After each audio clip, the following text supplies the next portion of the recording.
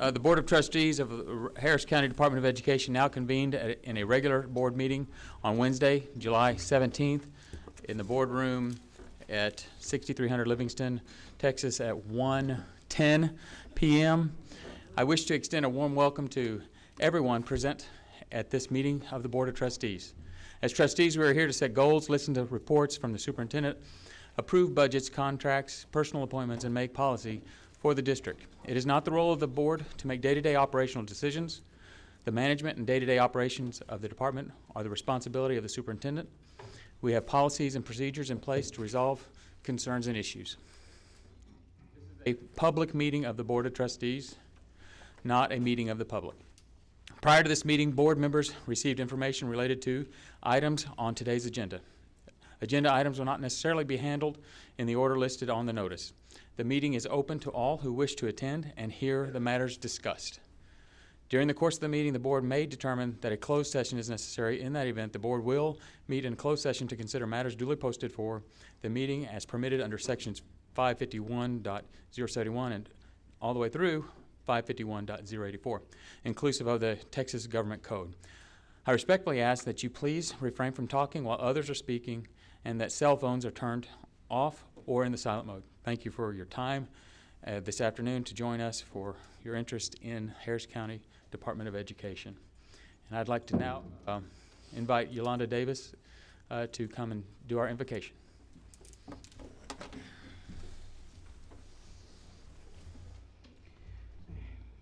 Thank you all.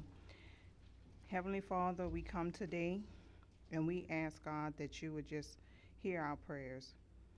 The word teaches us where two or more are gathered, the Lord is present. And I make my petition to you, Lord. My corporate prayer request today is that the board members seated before me who represent HCDE to always be able to join together as one unit to make sound, adequate, and good decisions.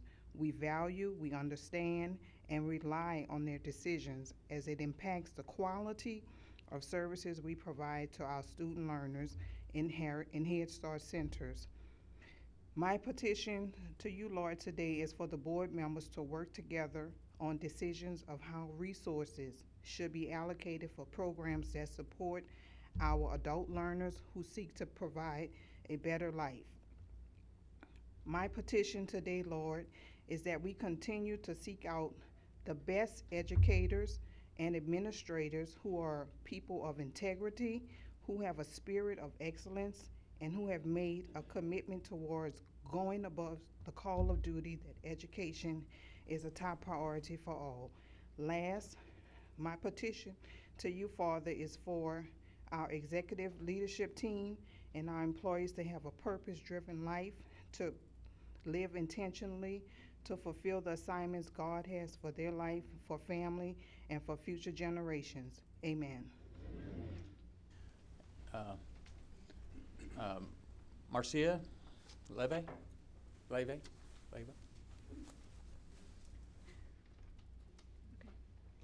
I pledge allegiance to the flag of the United States of America and to the republic for which it stands, one nation, under God, indivisible, with liberty and justice for all. Honor the Texas flag. I pledge allegiance to thee, Texas, one state under God, one and indivisible.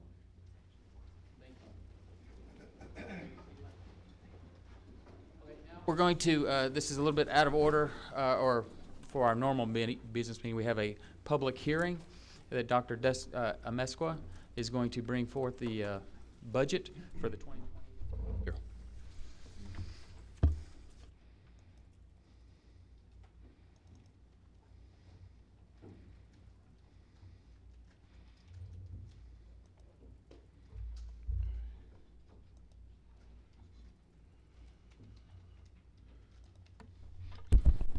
Okay, I will go through briefly through the overview of the budget, and then open any questions that may be from the public. On July 17, we had a budget workshop just a few minutes ago. We published a notice of a public hearing to discuss the budget. This has to be published at least 10 days prior to the board meeting.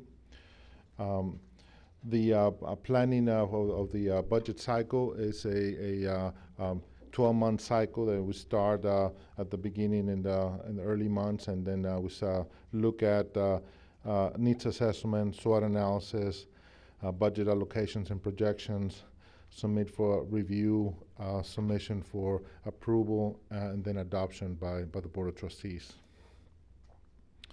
The budget that was submitted on June the 19th, total amount is $112,791,145.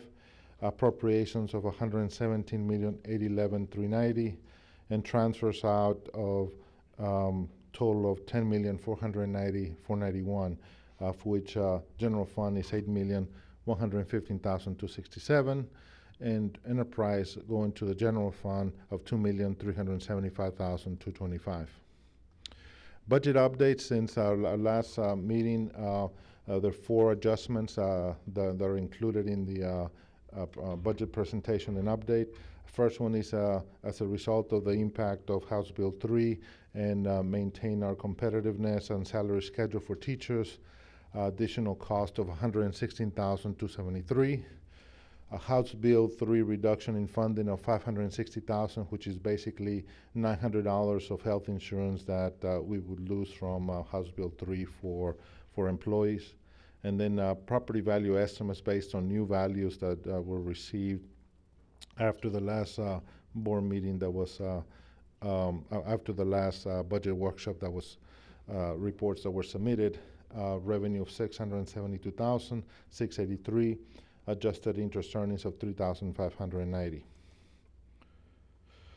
And so this is the overall adjustments to the proposed budget after the updates, $112.9 million versus $117.9 million, including of one-time expenditures and also transfers out to the other funds. So what's in the budget? Based on 475 billion in values, salary increase to teachers for 5%, 4.5% for counselors, assistant principal, intervention specialist, nurse, and licensed specialist in school psychology. Salary increase to 3% for other staff. Increase to health insurance by $250,560. Assume that $560,000 cost for $900 health insurance. 9 FTEs or budget neutral positions where they're basically fee-based. One-time cost of $4.8 million in capital projects and replacement assets. It includes also 14.6 of capital projects inclusive of the rollover carryover money of AB West that is continuing to be working on. What's not in the budget, we're working on 2 projects that we will have an amendment sometime in the fall dealing with SHARS or program revenue. We'll have an ability to bill some of our services that we provide to the schools for special ed programs to the SHARS program. It's a federal program, and we feel that we'll be able to get at least $150,000. I don't want to be too optimistic in that number, but that is a very conservative number by nature. You know, we're conservative in our estimates, but it's probably going to be more than that. TDA, we're looking at creating an application for program revenue in the fall for our special schools, total of $300,000. And as a result of that, we're looking at adding some contracted services to implement both SHARS and TDA, and a compliance specialist for our special schools, and a health plan that is coming in the fall to look at through a budget amendment. So sometime after September, October, that time frame, you will see an amendment from us to look at these items that are not in the budget at this point in time. Again, it will be at least budget neutral, or it will be probably additional revenue that we may be able to receive. The next few slides are just basically the pie charts and graphic nature of our revenues. 112.9 estimated revenues, of which the biggest pie is the general fund, and then our grants are the second largest part of our budget. In the general fund, we have 445.48 full-time equivalents or staff members. We have 389.32 staff members in our grants. In internal service, we have 49 staff members in facilities, and then we have 18.37 staff members in our enterprise fund. The basis of accounting is modified accrual basis of accounting, which projects at the end of the year for accruals. We have a 3% growth rate that we had embedded into our proposal. Actually, that has gone up because it is $477 billion that is now an increase in our values. $4.8 million of one-time planned expenditures. Balanced approach in terms of our revenues and appropriations that include some salary adjustments. Business model that focuses on fees, taxes, indirect cost to balance our budget. And then, of course, 9 positions that were included for therapy, special schools, technology, and records. The $55 million in revenues is 42% are fees, 44% are property taxes, indirect cost, state funding, which has gone down from $560,000, 1% in interest, and then the transfers in that are coming in from the choice program at $2.3 million. Our expenditures in terms of object code, the largest cost is payroll, $38 million, contracted services, $4.6, transfers out, $8.1, supplies and materials, $2.1, miscellaneous, $6.4, and capital outlay, $593,000. The one-time expenditures include technology upgrades of $593,000, Coolwood Head Start $500,000, and then building upgrades of $3.7 million for various projects, including AB East, Adult Ed, Irvington, and Westview facility. Transfers out of 8.1 includes the capital projects, the debt service fund payments, the $2.9 million, our case local match $550,000, Coolwood $500,000, and operating $350,000 for Head Start. This chart is basically a chart of property values growth since 2015. It's gone from $338 billion to $477 billion in a span of about 5 years. Property tax rate also has, in the last 6 years also, because the values have gone up, also recommended a below the effective tax rate for approval. The estimated tax rate at this time, based on the draft of $477 billion, of which, because the trend has been that not the entire 100% of the values are certified, we're using a conservative estimate of $475 billion, which gives us $24.4 million in projected revenue versus adopted last year as at $23.4 revenue from a year ago. Grants of $40 million include early Head Start, CASE, Adult Ed, and some local grants. Our fund balance activity, we project to end the year 12 months from now at $20.3 million at the end of 12 months in 2020. Capital projects include AB West to continuing with that. AB East, 1.8, Adult Ed facilities, Fortis Academy, and building upgrades. Our fund balance unassigned is 17.7 of unassigned, and so you see the non-spendable restricted committee and assigned balances from our fund balance. This is a public hearing, and the projected target value is August the 25th. Fiscal year begins September 1, and target adopted approval rate will be September 18, which is 2 months from now. Any questions or any comments that they want from the public? Okay, now we're going to open it up as an open forum. Anybody that has signed up 10 minutes prior to his presentation can speak. Right now, I have one speaker, two speakers. Technically not.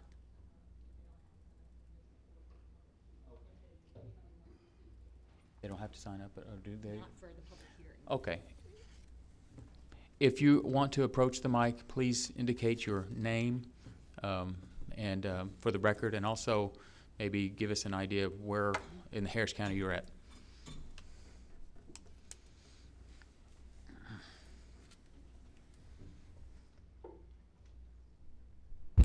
Good afternoon. My name is Colleen Bear. I'm a retired teacher and taxpayer, and I live in far west Harris County.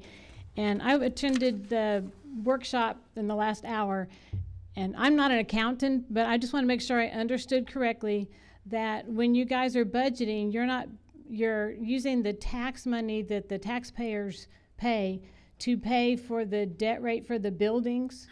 So the people that are using the buildings, like when we're storing the records for Fort Bend County courts and stuff like that, they're not actually paying for the building. They're just paying for the maintenance and the facilities like electricity and stuff like that. But the Harris County taxpayers are paying the debt on that building, and the other people from outside the county that are using these facilities are not actually helping to pay for the debt. If that's maybe I misunderstood, but if that could be explained, that would be appreciated, because I think that'd be really upsetting to the taxpayers to find out we're going into debt, bond debt, to buy buildings for other counties to use to store their records, and they only have to pay for electricity and things, and I actually have to pay for the building. If you guys could explain that, that would be really helpful. Thank you. The debt service on the bonds are actually paid from revenues or fee-for-service revenues. The underlying credit of the Harris County Department of Ed, we have pledged revenues for therapy services for our contract with school districts to pay for that money. Should there be not enough money in fee-for-services, then yes, tax dollars will be used. But basically, the underlying debt and the credit is secured by the fee-for-service contracts with school districts. So it's not tax dollars going there, it's the revenue from fee-for-services that it is secured for the credit. Should there be no revenue from there, then obviously, yes, it would be a tax implication. And we do charge outside, school districts outside of Harris County more, right? Yeah, there's an in-county and out-of-county fee that is a differential. So you're actually saving taxpayers money because we aren't using the tax dollars to pay for the rent. Isn't that right? The rent is paying for the fee for services. Exactly. And if the fee for service wasn't there, then we'd have to increase the tax rate, right? To pay for that. So our fee for service is supplementing the tax rate. So actually, it's lowering our tax rate. The impact, yes. Yes. So we're doing a very conservative job. Thank you.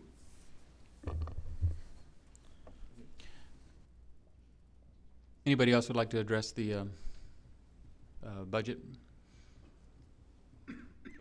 Else, we'll go ahead and go into the open forum now.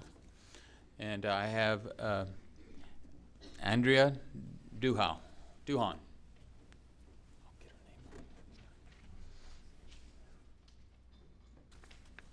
Good afternoon. Pleasure to see you all today. I'm Andrea Duhan. I have a recommendation today for agenda item 8I, discussion and possible action to fill HCDE trustee position 1, precinct 2. I recommend that you fill that position with Sherry Matula. Sherry was a teacher for 20 years before she went on to be a trustee for Clear Creek ISD. She did that in the 80s and 90s. She then went on to be an educational consultant for 11 different ISDs within Harris County. Sherry was George Moore's opponent in 2016. She received 123,768 votes, which was 49.9%. She lost by 500 votes. She is extremely qualified, and if Trustee Moore can no longer hold this position, I recommend that we replace him with her. Thank you.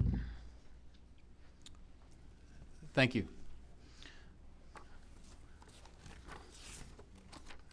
Moving on, we'll go with the reports and an update, annual update for purchasing. Bill Monroe, Director of Purchasing.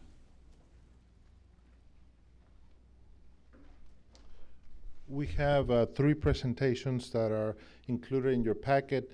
In the interest of time, we're going to combine both purchasing and business since they are over the 2 divisions. So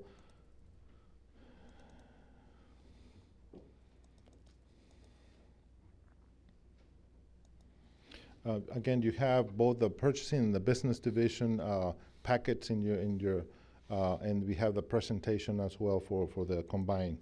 With me this afternoon is Ms. Rosa Maria Torres, Chief Accounting Officer, and Bill Monroe, who's our Purchasing Director. Our focus is to our mission of the business office to exceed client expectations by maximizing fiscal resources and providing quality support services.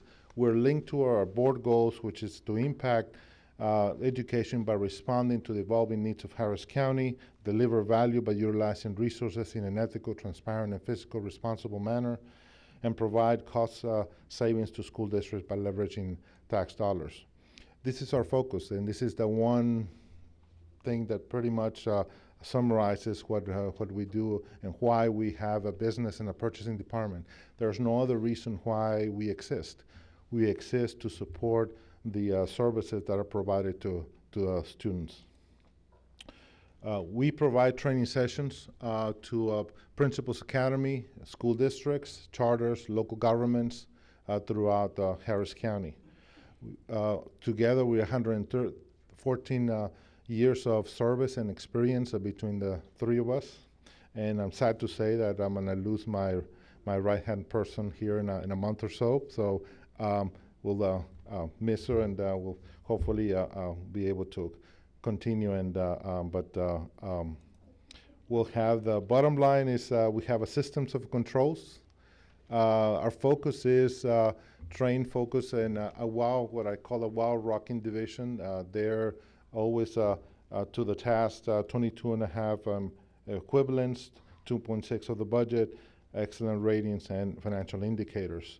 Our focus is on performance measures, no letter to management comments, EDGAR compliant, and a leader in assisting school districts in being EDGAR compliant.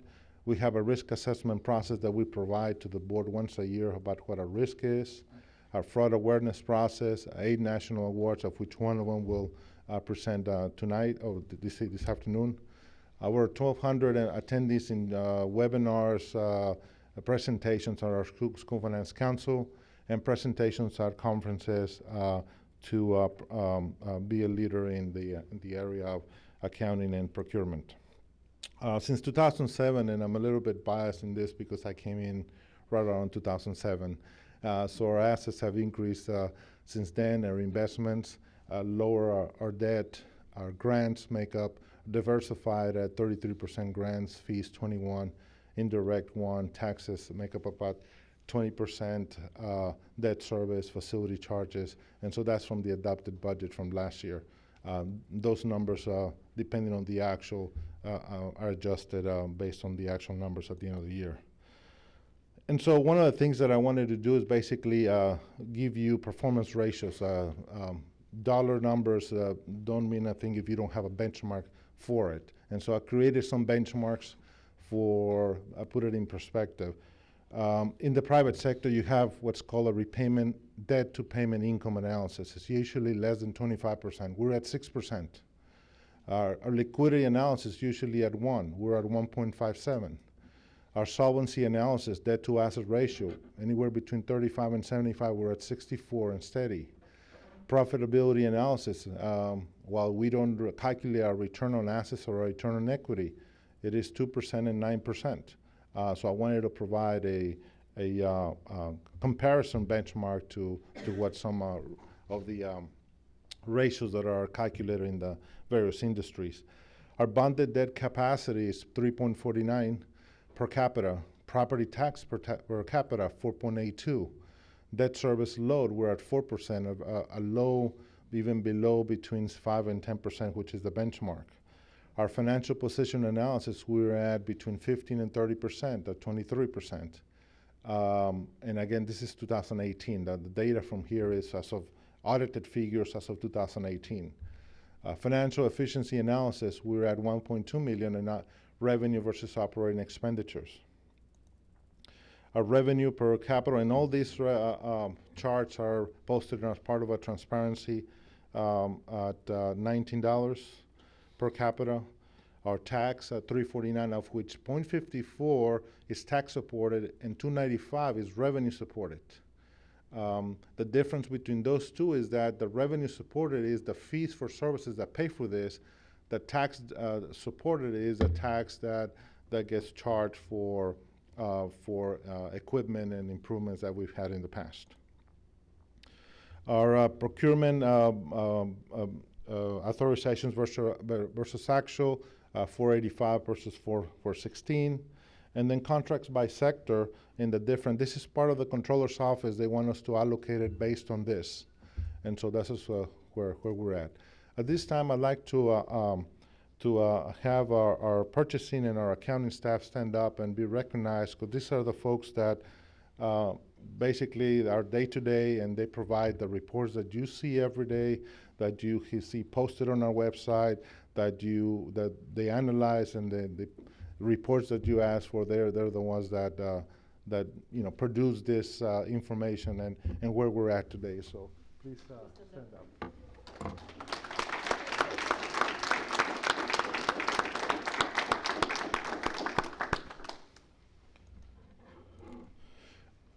Any questions in any of the reports? Because a lot of the detail is also included in your packet. Looks good. We really want to thank you for your work here, providing us, and especially departing. Hopefully you'll be here next month so that we can give you a good farewell. But, thank you very much. Okay. Thank you. Thank you. Thank you. Okay, now we have an announcement at, let's see, an award for Association of School Business Officials International. I'd like to ask Jesus Amezcua to come back up and tell us about that. Sure.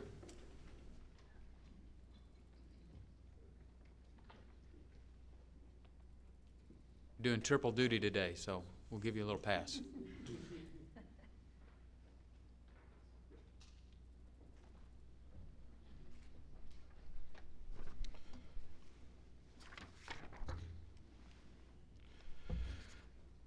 The Association of School Business Officials International reviews our CAFR, our Comprehensive Annual Financial Report, for reporting governmental accounting standards, and this is a commitment to transparency and high-quality financial reporting. The Certificate of Excellence review team provided some comments, and they have awarded Harris County Department of Education for the 15th year in a row the Certificate of Excellence in Financial Reporting from the Association of School Business Officials, and we're providing you a copy of the press release and the information that we received from the association. Congratulations. Again, thank you.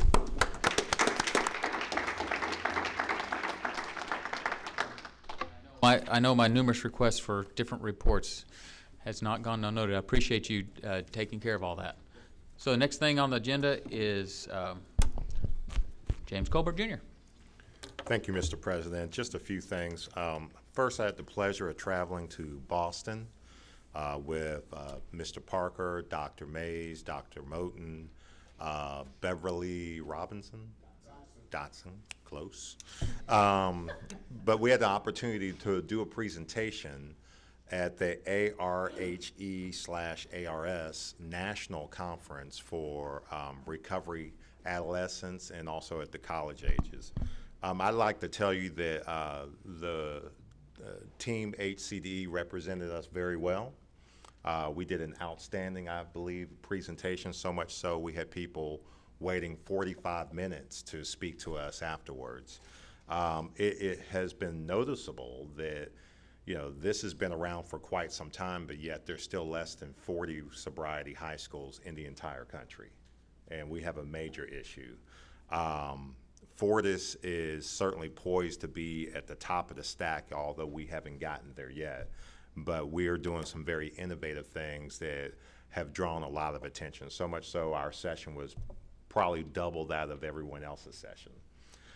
Afterwards, I was approached by a gentleman who sat in our presentation, and he said to me that, look, I'm the policy chief officer for some big grant situation going on in Florida, and he was like, I really, really, really want you to present and speak on the panel at Ohio State at the end of the month. And so I'll be flying up to Ohio State at the end of the month to represent a panel on sobriety for adolescents. This panel will consist of a number of professors from Ohio State, Texas Tech, Harvard, Yale, the whole 9 yards. And I consider it an honor. I don't know how much value I can bring to that discussion other than some of the challenges of doing this work that we have run into. So very proud of our team, certainly proud of the staff at Fortis Academy and how they represent Dr. Moten and the students who serve that campus, and I'm proud of the support that the board has shown us in forwarding that initiative. The final thing I'd like to say is today is a big day because on your agenda you'll be approving, or you'll be asked to approve, the 2019-2020 budget. Our budget process is intricate. I've been a part of, this is probably my 5th system that I've been a part of, and never have I been a part of an organization where the budget process is so dynamic and intricate and consists of so many different types of funds. As a traditional superintendent, our budget really composed of student enrollment and a local tax base. Here it's far more dynamic with federal dollars, revenue coming in, tax base, the whole 9 yards. We start this process back in February, and we look at our internal controls. We go through every single division. We spend well over 20 meetings, I would say, going through every single division. Very meticulous process, one that I did not create, but I would certainly replicate any place that I would go. Dr. Amesqua and his team have done an exceptional job in formulating a process to be able to make us thorough and on point as we craft a budget. So much so that I'm very proud of the budget that's going to be presented to you today. I'm proud of the workshops and the training that Dr. Amesqua and his team have provided for our board and our staff.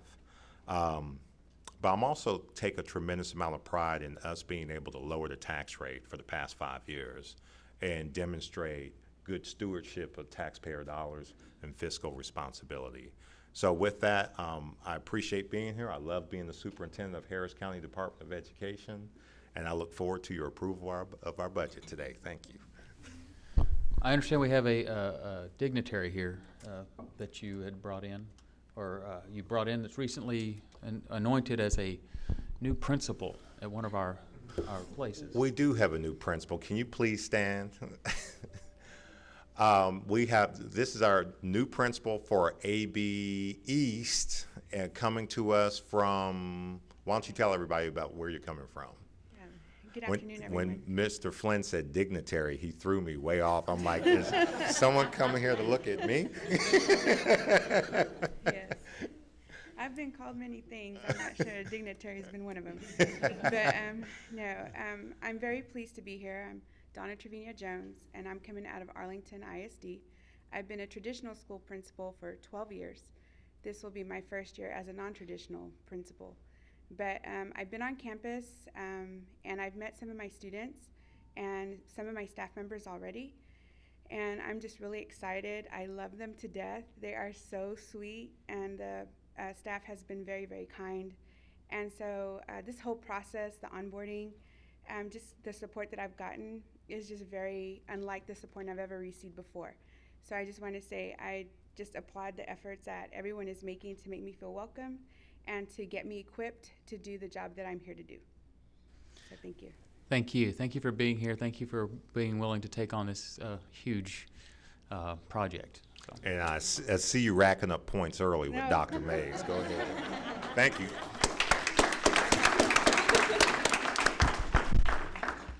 Moving on, there is no board feasibility subcommittee, so are there any other reports from board members?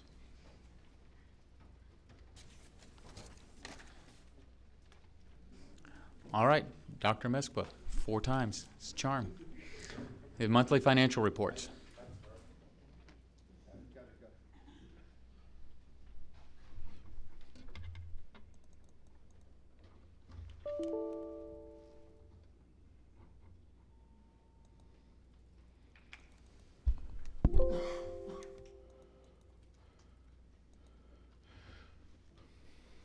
These are the financial highlights as of June 30th.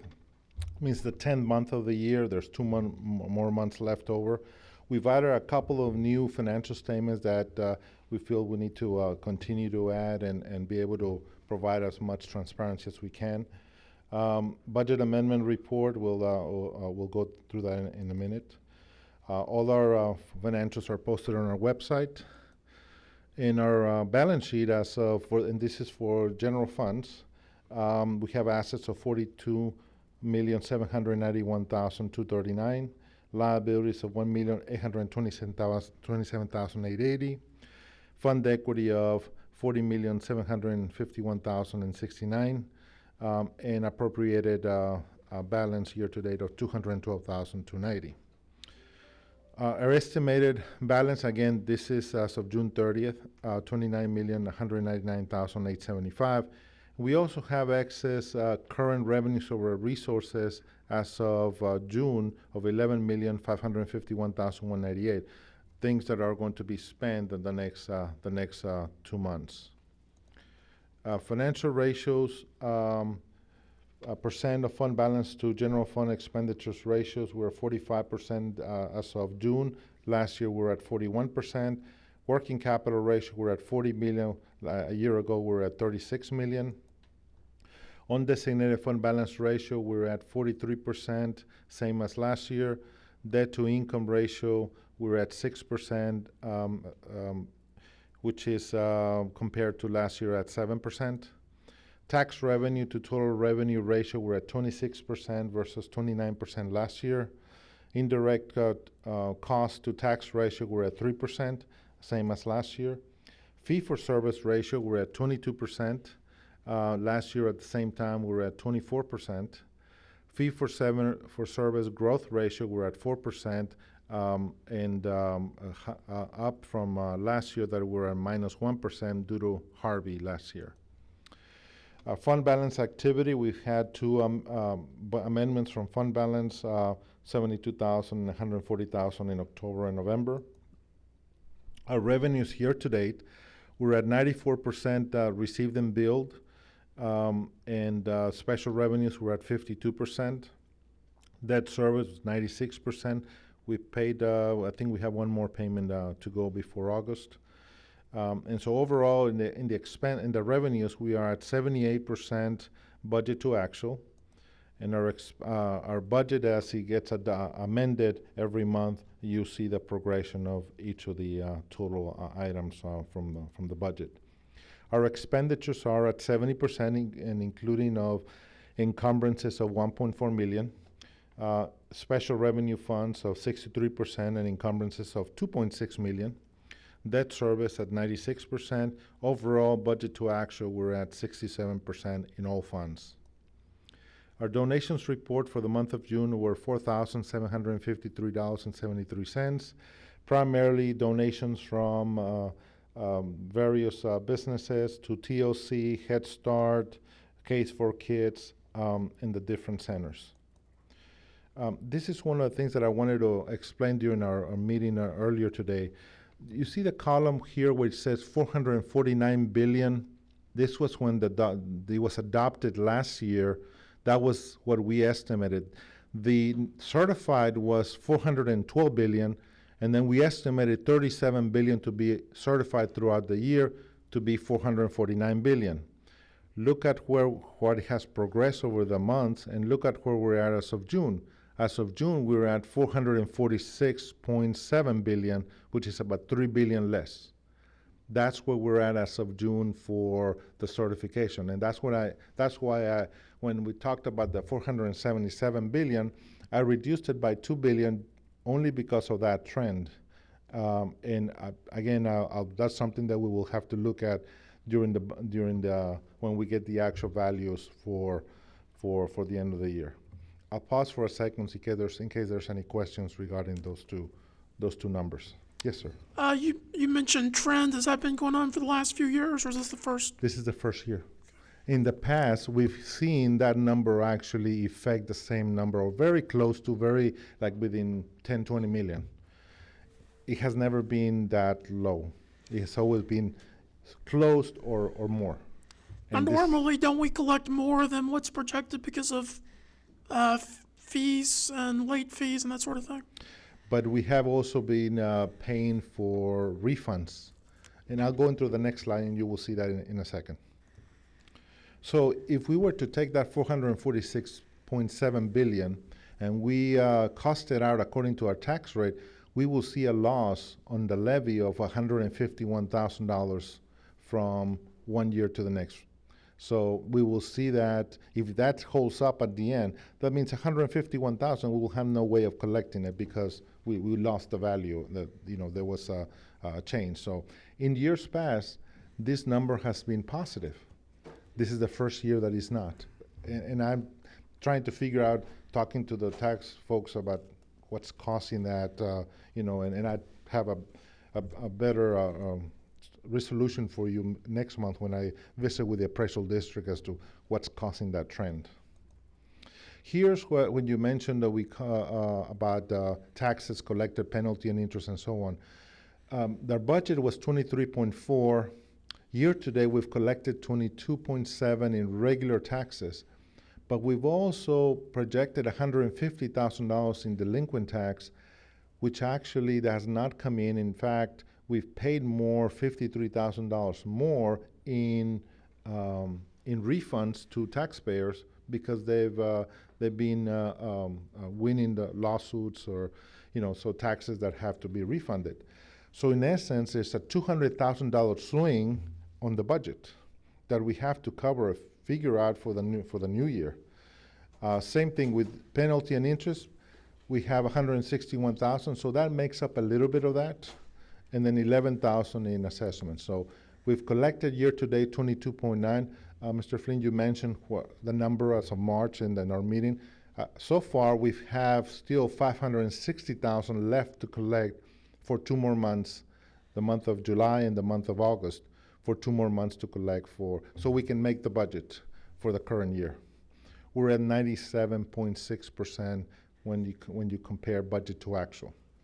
And then expenditures in HCAD and tax office fees are $628,404 to collect the tax, to assess the tax, and that gives you that's the amount net because we pay them to do that collection. Before I go on, are there any questions so far? Our disbursements for this month were $3.2 million, 86,786. All the disbursements are posted on our website, and you have also a copy of that in your report. Segment data, certification, 319,000. Records manager, 327,000. We've had a meeting with our division manager to make sure that this does not end up at the end of the year. We projected I believe it was a $96,000 differential between revenue and expenditures, and we're going to make sure that happens. This is something that is so far, and we need to adjust our revenues and our expenditures to be able to make sure we end up the year according to projected. School-based therapy at minus 481,661, meaning that is the benefit variance that it is paid from the taxes. And schools are at 1,992,789. And then we have choice partners of 5,457,146, which is doing well, benefit ratio of 75%. We projected a 45%, and we're right now at 75% as of the month of June.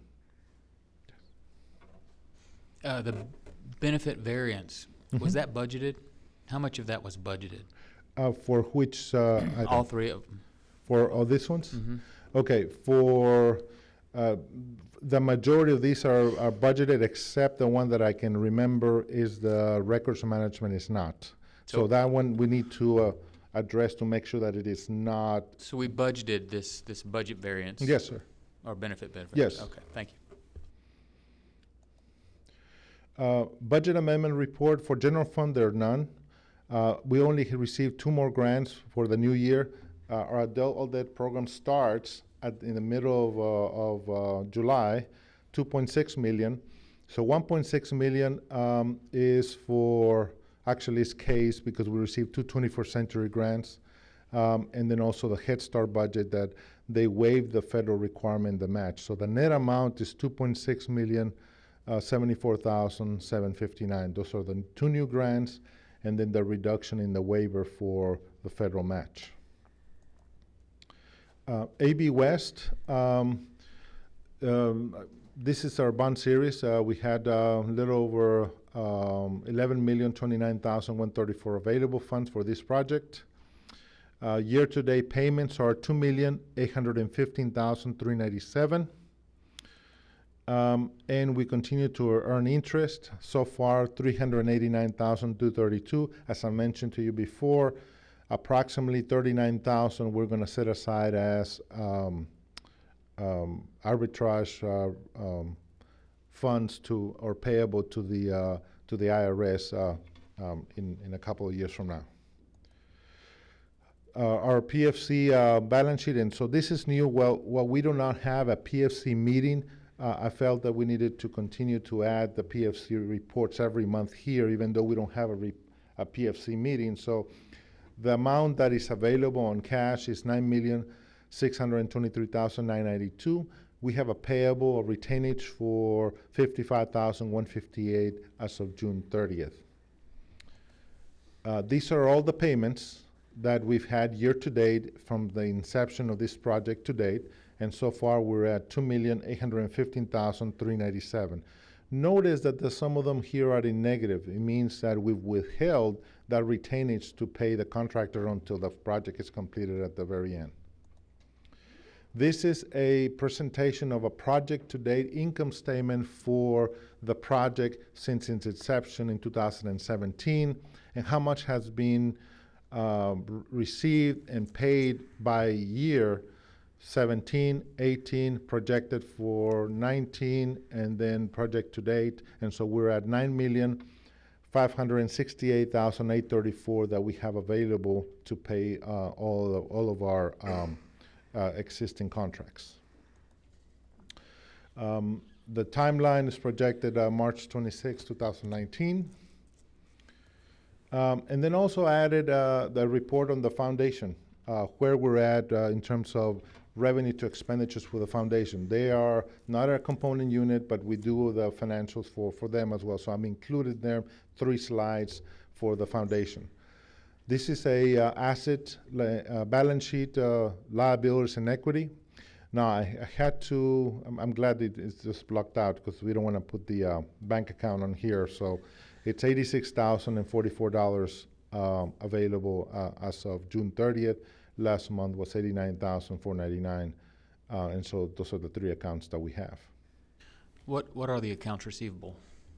These are any charges that the foundation has billed or pledges that we may have had in the past. I need to look at what the list of those receivables would be. Are they current or something we might need to write off?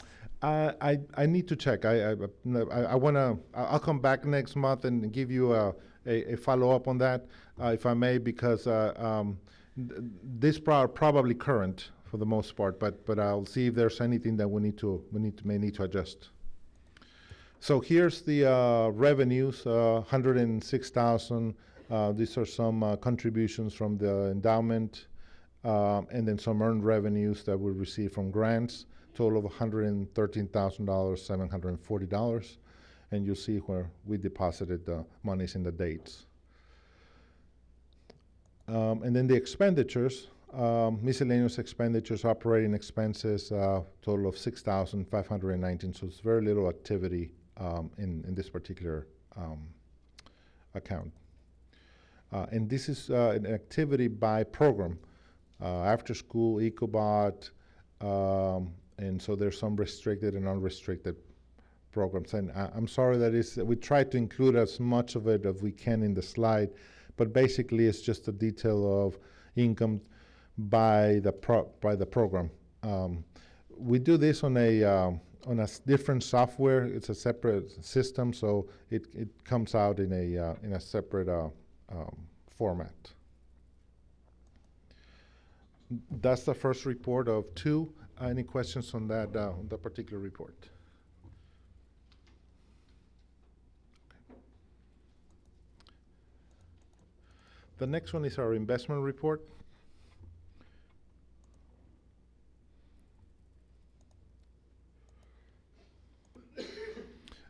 Again, all our investment policy is certified by Government Treasurers Organization of Texas.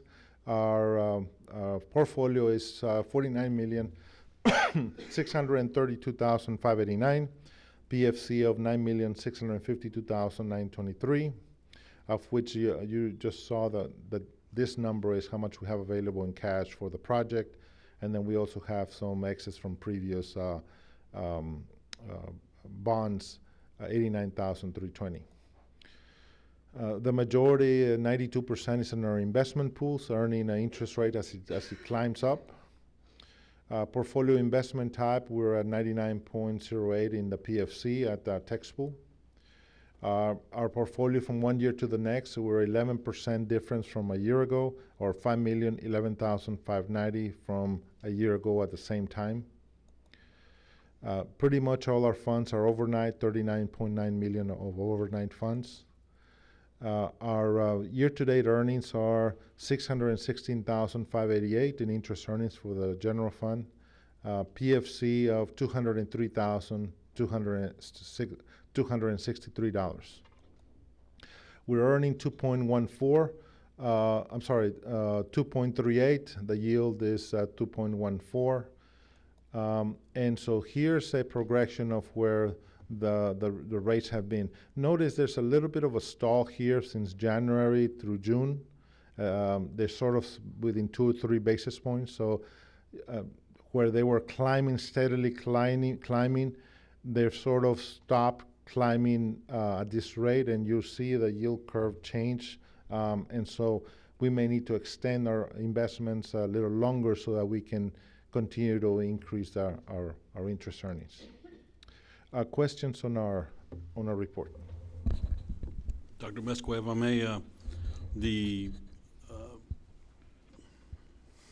debt service fund, as we've been talking about a lot today, does that also earn interest? No, sir, because it doesn't have any money. It's so we transfer into that just right before we're ready to make the payment? A day before we pay, yes, sir. Okay. Thank you very much. Thank you.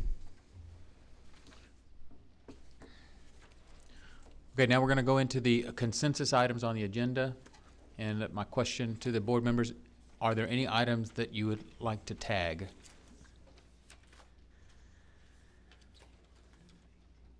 Once, going twice? Okay. All in favor of the consensus items? I'll make that motion. So moved. Okay. All in favor of the Second. I seconded it. Okay. Yeah. Okay. No, you're good. We're good.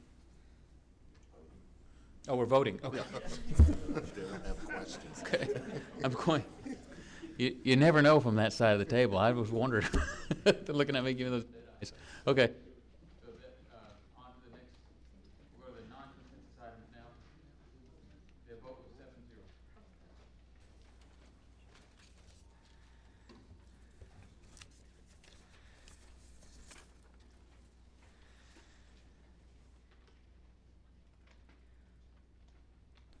First item, consider an adoption of the Harris County Department of Education fiscal year 2019-2020 proposed annual budget totaling $128,418,154, $60,100,000 $14,801 for the general fund. And do I need to continue? Okay. So Motion. So moved. Second? Anybody? Second. Second. Any discussion? Okay, my discussion point here has to do with the tax rate. And I feel like we're jumping the gun to not know where taxes are going to be, so I'm not going to be voting for this budget. Any other discussion? Seeing none, all in favor of the budget, raise your hand. All opposed? 5-2. Consider approval of interlocal revenue contract fiscal year 2020 in aggregate amount.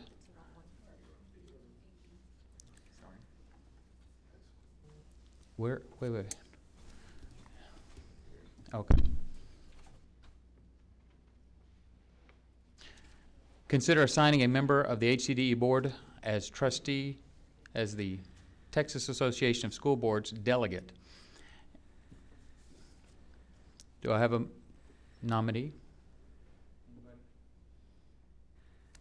Traditionally, the president gets nominated for this if nobody else particularly wants it. What day does those fall? Anybody know what day these fall on? This conference falls on, because I teach during the fall. It's September. No, I mean, what day? Like, what? You remember what day of the week that is? I guess. It's a Friday through. Okay. So, Mr. President, real quick, the TAPSE conference in the fall in September is typically a conference that's built more so for our board members throughout the state of Texas. There's 2 statewide conferences every year that happen. The one that happens in September is geared more towards board members. The one that happens in January is geared more towards administration, campus level staff. The conference that happens in September rotates between Austin and Dallas. Every year they rotate. And so it is not mandatory that we have a delegate, but in the past, well, we've had delegates, I think, before. I think you've been, Mr. Wolf, one of our delegates before. And the conference isn't mandatory to go to, although you will receive some service hours. Typically, our board has tried to get and maintain service hours, although they're not legally required to do so because we're not a traditional public education board. So that's really shouldn't be your inspiring reason for wanting to go, but all the sessions are really geared towards board members more so than they are administration. I just wanted to give some background on what the conference actually is. And I'm assuming the county or the HCDE provides the expenses? Yes, sir. We will pay for your mileage, your room and meals, and your registration fee. Do I have any volunteers? I'll go. I don't mind. Yes, as long as yeah, it's on a Friday. Go or be the delegate. I could. Because you can go and not be the delegate. Okay, so I can be the delegate. I'm assuming that just I'm representing the board and just. Oh. Yep. Okay. Dr. Danny Norris has been placed in nomination as the delegate. Any other nominees? I'll be the alternate if nobody else wants to do it. We have an alternate position as well. Okay. Seeing no objection to Michael Wolf being the alternate delegate? And this is not an action item, I don't believe. Yes, it is. Oh, it is? All in favor of Dr. Danny Norris being the delegate and Michael Wolf being the alternate delegate? And just for clarification, the motion was by Mr. Norris and second by Mr. Wolf for both of those, for the delegate and the alternate.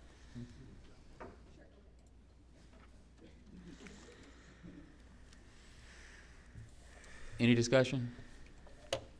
Hearing none, all in favor, please raise your hand. All opposed? Any abstentions? Abstain.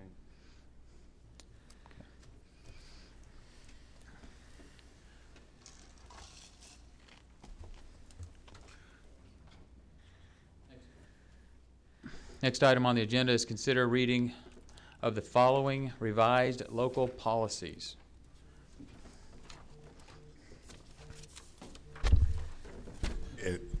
this is the first reading of the policies. That's correct. So there's a first reading, and then there will be a second reading. Yes, sir. What's your name? Oh, Danielle Bartz, Chief of Staff. Thank you. So this month is first reading of TASB updates for policies. Next month, you will have an opportunity to have a second reading before voting to approve the policy updates. And because of legislative changes that have come down and will be taking effect in the fall, you actually will see some changes between this month and next month. So it's open for you to send us questions, take a look, provide feedback, and you will see changes before second reading and before you have to vote. Okay. This is first reading, but go ahead and discuss. Yeah. Hasn't it always been our policy that we've had a workshop on these before we ever voted on it? We didn't have any volunteers to do that. I did send out an email early on, like in March. You did? Yes. I haven't seen I sent, actually, I think it was in February. The first order of business was sent out to ask everybody what they wanted to be on a list of boards or committees. Committees? Usually goes to the policy. Okay. But did anybody sign If you want, we can set up a committee and we can set up some meetings so that you can discuss this. I mean, we've always had a meeting before we ever voted on these Are you volunteering for the policy committee? changes. Yeah, I'd be happy to do that, yeah. Anybody else like to be on the policy committee? Anybody have objection on Sumner's being the policy committee representative? I'll be on that committee as well, so there'll be two of us. I will too. Okay. You too? Me too. All right. So, Okay. All right. And just for clarification purposes, our board operating procedures specifically state that any committee meeting, policy committee or otherwise, all board members are always invited to attend, even if you're not the representative, or typically there's a representative and two representatives of the board officially on the policy committee meeting, or any committee, but all board members are always invited to attend. Since we have ample representation, I'll withdraw my name and allow these four gentlemen to hash it out. You're the ex facto member of all committees. I know. So I'll probably be there anyway, but. So, Mr. Sumners, are you going to serve as the chair of that committee? And I'd like to make the motion that we table any vote on this until after the there's committee no meeting. vote today It's just because the it's just first first reading. Well, And the we're not policy gonna committee reread- members don't need to be voted on Yeah, as but well. we're not wanting to have a first You want reading. another first reading after the policy committee meeting? After the committee votes, yes. Or the committee meets, excuse me. Okay. Is there any hurry on this whole thing? So we have time. I mean, I know many of these policies are coming down from the state. I know that was it you that sent me the email? Yes, sir. Yes, okay. So she had sent me an email with regard to this, and when I sent out the email, there was no response, so I didn't respond to you. So, this is what we did. So we got everybody together. We've decided that this is what we're going to do. We've got 4 people willing to look at this. Do you happen to be able to get their emails? I have them all. Yes, sir. Awesome. And TASB sends down regular updates. This happens once or twice a year at least. And so we can push it every time there's an update, whether we internally suggest it or whether TASB sends it down from the state. There's always going to be 2 readings minimum before you take that vote. Okay. Thank you. And just to for additional note, this was the committee. Just to jog everybody's memory, is that I wanted to set up workshops, evening workshops for our committee, and it didn't get voted on because it lacked a second. But this is what I wanted to do. I wanted to set up this policy committee just to look at the possibility of having them. Not that we were going to have workshops, but I think we can say that this committee can actually look at that as well if the members wanted to look at potential workshops in the future. So we don't just do all of our hashing out things here on our regular, in front of folks that might not be interested. Okay, so this item has been tabled, or there's a motion to table this item. Is there a second? second. Second. Any discussion for tabling? We weren't supposed to do anything but read it. What was, I guess we were saying we're going to table the reading until the committee meeting, correct? The next Just making meeting, sure. yeah. Okay. All in favor of tabling the first meeting, raise your hand. First reading. Reading, the first That's reading. what I said? Yeah. First reading. You said meeting. First reading, well, For the record. okay. 1, 2, 3, okay. That's 7.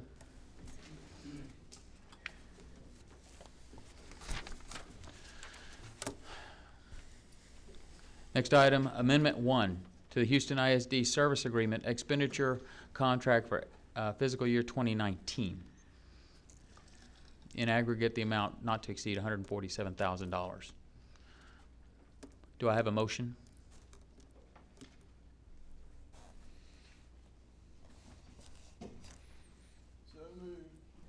Second.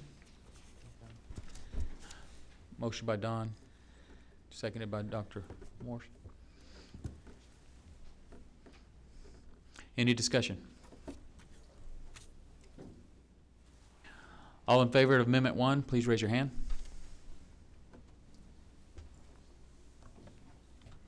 That's 7.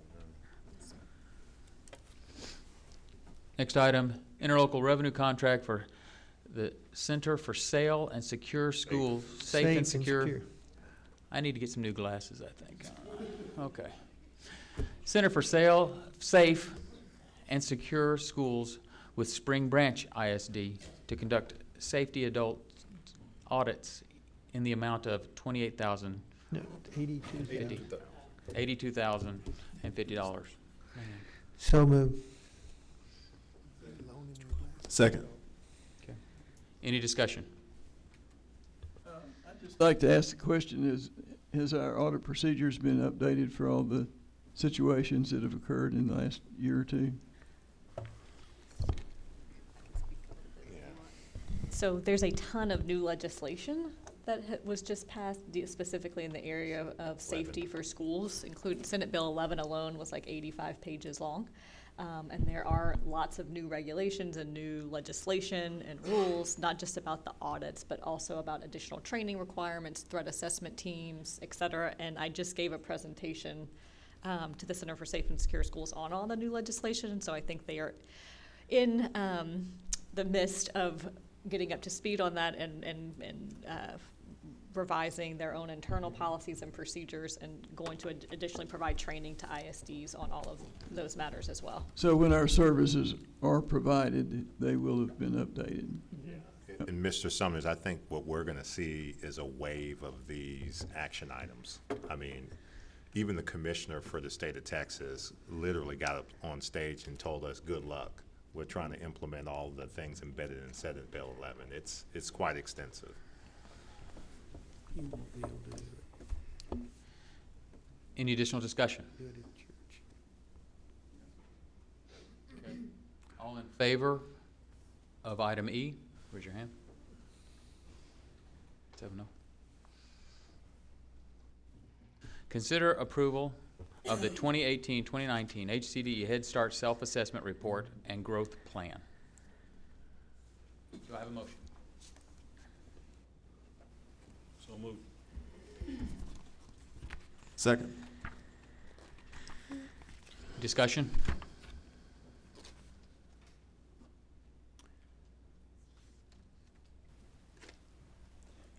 I would just like to ask that everybody read this, because this is something that really only comes to us like twice a year, and so it's important that we know about how Head Start is doing.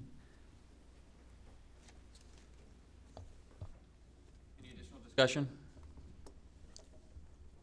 All in favor considering the approval? 7-0. Consider an approval of master job order contract for a fence installation project at the ABS East Campus. Do I have a motion? So moved. Second. Any discussion? This is something that we've already discussed before, is that right? As far as As far as, We've done it- we've talked done about it already. We talked about it already, but this is the second phase of this project. So, we did one- Anybody have a question? Okay. All in favor?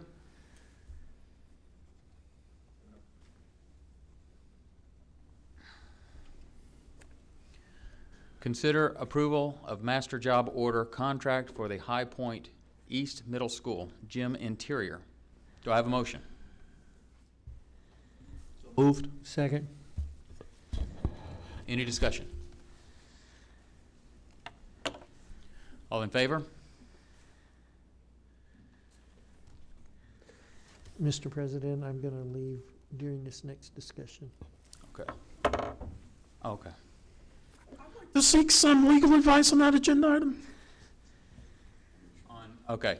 The next agenda item is discussion of possible action to fill HCDE trustee position 1, precinct 2. Closed session. Did you want to go into closed session with the? Is that permissible? Yes, that'd be permissible under 551.071 of the Open Meetings Act. Person to ask for that? Typically, if a board member asks for legal advice and to go into closed session, unless somebody objects, there's no action that would need to be taken. Seeing no objection, we're going to recess for a few minutes? To executive session. To executive We're going session. to that anyway. Is that the time? Okay, very good. HCDE Board of Trustees is recesses to executive session at 2:20. And pursuant to 551.071 and Okay. 551.074 of the Texas Government Code. What she said. Yeah.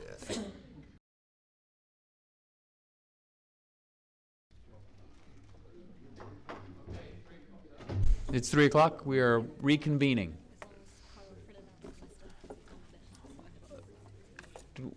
We'll go with the employment, Chapter 21 contracts.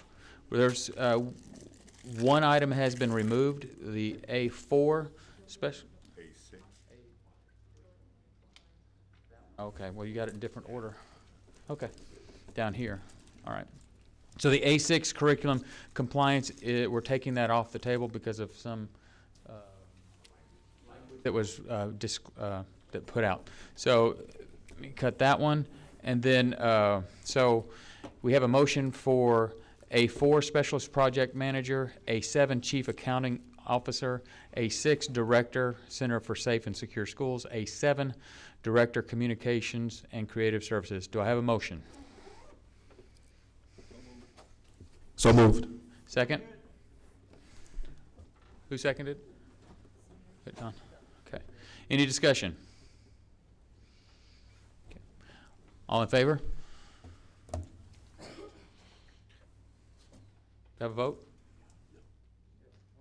2? Okay.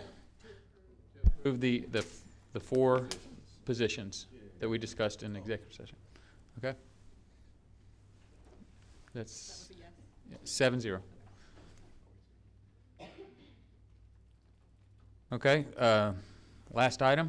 It was deliberate and appoint employment where is this silly thing? 8I, okay. Discuss and possible action to fill HCD trustee position 1, precinct 2. Do I have a motion? I move to request that the Harris County Attorney's Office submit a request for an opinion from the Office of Attorney General regarding applicability of Texas Education Code Section 11.060D, which regards the 180-day requirement for ISDs to fill a vacancy, whether that applies to HCDE or not. Any discussion? Go ahead. I think we have an obligation to our voters to at least try to select a nominee instead of just pawning it off. I mean, I think we should at least try. I mean, the code says we shall. It says we shall fill the spot. I mean, we have a fiduciary duty as trustees to at least try to fill the spot instead of going and asking the county attorney whether we have to or not. I think that's a cop-out. And being elected, I actually take being elected seriously, and I listen and I do my homework. I think we should at least try to fill the spot. I think it's wrong that we don't. Any discussion with regard to the motion at hand?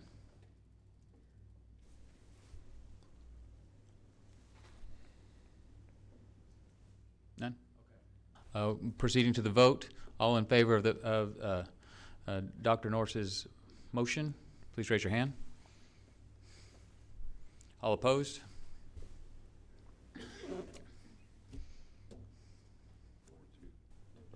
Four, two. Any other business before the board? I will entertain a motion. Can we,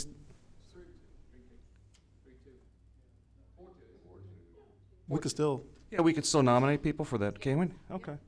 Well, yeah, she said we could. So I'm gonna move. There's a motion to adjourn.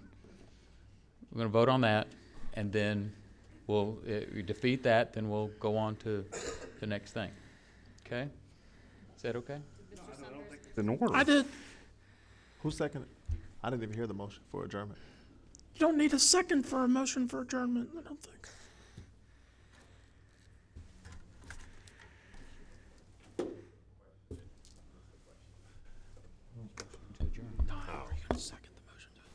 If a second's needed, I do it.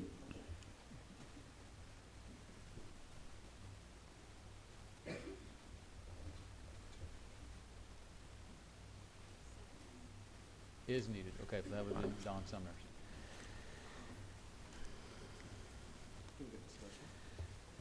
Very much want to discuss That's this. the motion to adjourn? Oh. Can't discuss that. Okay, no debate, too bad. Okay, and I will proceed to a vote for adjournment. All in favor of adjourning, please raise your hand. All opposed? Adjournment fails. 3-3. No action. Any discussion? Or do I have a motion to discuss? Not to discuss that, but any of y'all want to nominate anybody? Sure. I move to nominate Tom Cotter for the precinct 2 position on this board. Mr. Wolf, can you spell his last name, please? Cottar. He's from Baytown.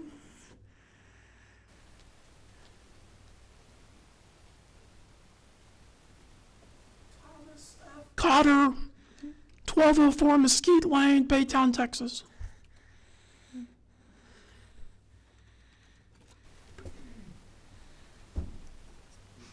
Anybody second? I'll second.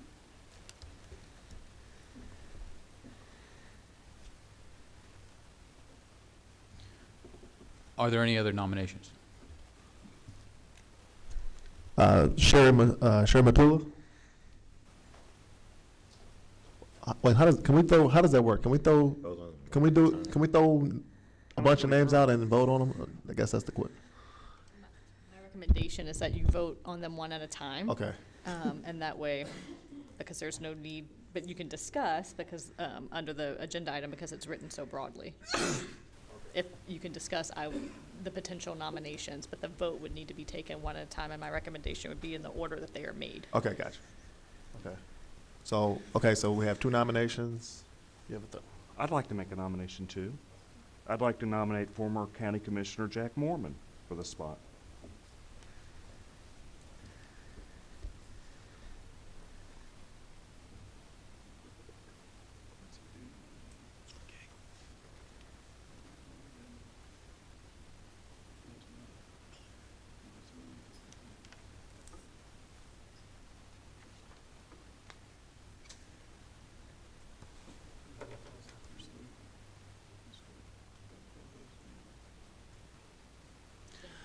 Okay, we have 3 nominations well, did you get a second for your nomination? Oh, do we need seconds for this? Because we've already. Typically, in the past, how this board is operated is that it's done as a typical motion, which is that somebody makes a motion for a particular individual, and then yes, it would be seconded. Okay. I'll second his. Okay. No. Yeah. So, second, we can second each other so we can get to it and move the process along. Okay. Are there any other nominations? I'll nominate Marvin Morris, who's a former trustee in position 2, in precinct 2.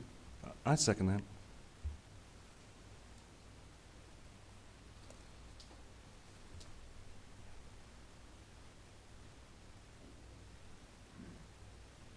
More nominees. Okay, we're going to take these on Ms. Langual's suggestion one at a time. So the first one in order is Tom Carter. All those in favor of Tom Carter? Well, when do we have, do discussion? Okay. Okay. You ready to discuss? Well, you'd asked for us to discuss Okay, first. please discuss. Well, it's probably better if the nominee can explain why. That might be helpful. So their qualifications and why we should do it. That might help, I think, moving along. So if you nominated him, say why you did, what's his resume, so we can have an idea of. Yeah, I think Don's known him longer than I have. Don, you want to talk about Tom? Well, he's just a long time resident of this area and very active in community affairs. Health insurance salesman. Yeah. Held any other office or? Not that I know. He ran for Congress. He's been a precinct chair. He's ever, does he have any formal education? I'm sure he does. I'm not sure what it is. Might be better if we actually came and brought some of these people in and interviewed them. I think we need, well, we just need to vote. He's in insurance, you say? No, he's not an educator or anything, right? No. Okay.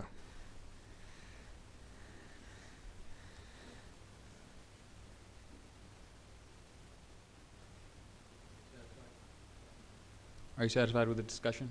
Move on to a vote? Apparently, Guy, that's Okay. no history in this. So. All those in favor of Tom Carter to replace Dr. George Moore, please raise your hand.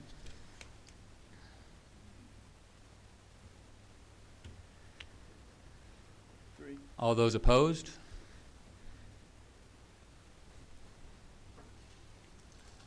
Next person on the list, Sheriff Matula. Sheriff Patola. So Any Sheriff discussion? Well, pretty much her resume was mentioned earlier in the public commentary. She is a longtime educator. She and she's worked with numerous ISDs around the county already. So she would be, and she lives in Precinct 1, and actually, she's in Precinct 1, and I know that she actually has said that she would be interested if nominated. I'm sorry, Precinct 2. I'm sorry, I'm Precinct 1. I'm sorry, I'm used to saying Precinct 1. So she's in Precinct 2. She lives in the precinct, and said she would be interested. So. Any additional discussion? All those in favor of Sherry Matula to replace Dr. George Moore, please raise your hand. All those opposed?